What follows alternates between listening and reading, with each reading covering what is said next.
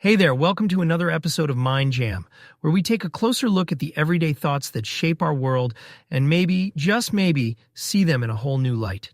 I'm your guide, here to help untangle the threads of those fascinating, sometimes confusing ideas and questions that pop up in life. You know, the stuff we all experience, but rarely get the time to really dig into. And today, we're diving into something that's as universal as it gets: emotions and feelings. Like, what exactly is the difference between them? Are you just feeling something, or is your brain kind of flipping switches without you even knowing about it?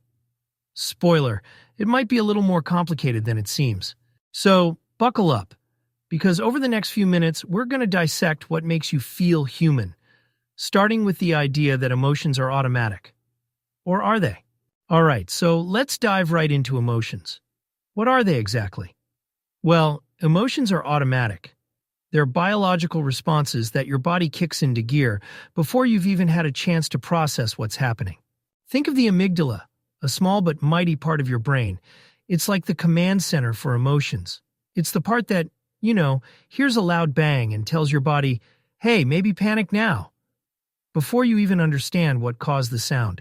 And here's what happens next. Your heart races, you might tense up or even jump. Your body's basically gearing up for one of two things: run or fight. This whole process? It's fast, almost instantaneous. We're talking milliseconds here. Emotions are like your brain's autopilot, built to keep you alive, whether that means getting out of harm's way or, not freezing up when the stakes are high. I remember my first time hosting a live show. I walked out onto the stage and bam, adrenaline hit me like a truck. My heart was pounding, my palms were sweaty. Kind of textbook, right? And all of that happened before my brain even registered what was going on. I didn't even realize I was nervous until a few seconds later when I started thinking, oh, right, a live audience, no pressure. And that, my friends, is the beauty, and sometimes the chaos, of emotions. They're this automatic, almost primal response. It's not about thinking, it's about reacting. All right, so if emotions are these automatic, super fast responses, then what about feelings? Why do some of them seem to stick around so much longer? And what exactly makes a feeling, well, a feeling? Here's the thing. Feelings take what emotions start and, build on them. They kind of slow things down, letting you consciously process what's going on. Instead of just reacting, you're reflecting. It's that moment when your brain goes, hey, wait a second. What just happened, and how do I feel about it? But here's where it gets really fascinating. Feelings don't just pop out of nowhere. They're shaped by your personal history, your memories, your personality, even the culture you grew up in. I mean, think about it. The same exact situation can leave two people feeling completely different ways, right? Let's take fear, for example. Say you're hiking in the woods and hear that rustling in the bushes.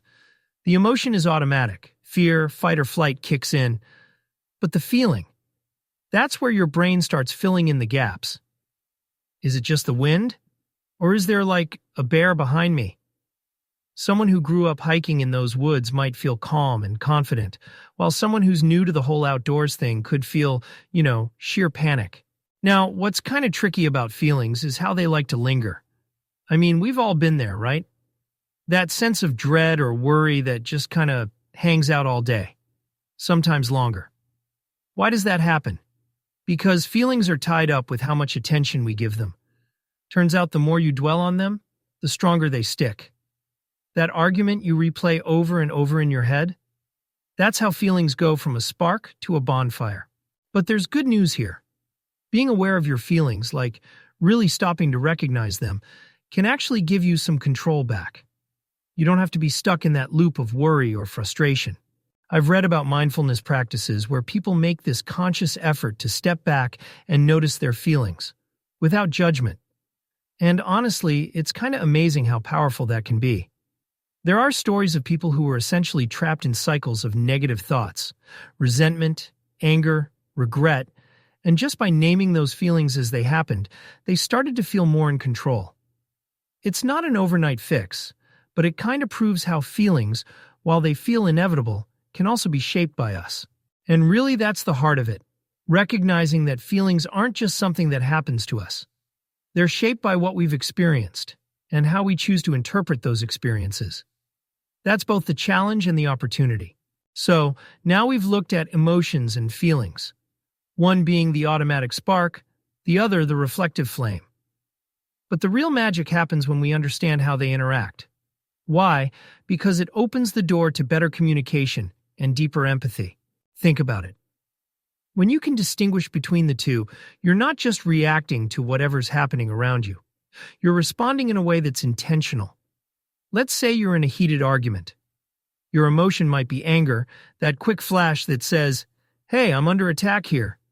But the feeling, that slow burn of frustration, might eventually become, "Wow, I feel unheard."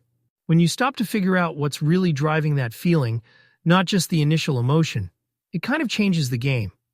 You might realize, wait, we're both upset here, but maybe we're both feeling the same thing. Misunderstood. And that's where communication can really grow. By naming what you're feeling and the emotion behind it, you're giving the other person a roadmap. It's no longer just about the heat of the moment. It's about clarity, about connection. This idea doesn't just apply to individual relationships either. It can really shift how we approach larger, more complex interactions, like communities or even audiences. I mean, take media production, for example. Something I wrestle with literally every day. When I think about connecting with listeners from all kinds of backgrounds, it's not enough to just state facts or hit all the right topics. People resonate with authenticity, with stories that spark shared emotions and help them, feel seen. And honestly, the most powerful moments I've had as a storyteller were when I was able to dig a little deeper into my own feelings. Instead of just explaining something, I'd reflect on it. What did I feel in that moment? And why? That openness, even just sharing where I struggled or felt vulnerable, that's where real connection happens. People pick up on that. And it's just different. It sticks with you. So maybe the takeaway is this. By bridging the gap between emotions and feelings, we can change how we relate to each other, person to person, or, hey, maybe even podcaster to listener. It's not easy. It takes practice. But once you start tuning into your feelings, you open up a whole new way of communicating. And that's all for today. Thanks for spending some time with me on Mind Jam. I hope you got something out of this. Until next time, stay curious, stay kind, and remember, there's always more to the story.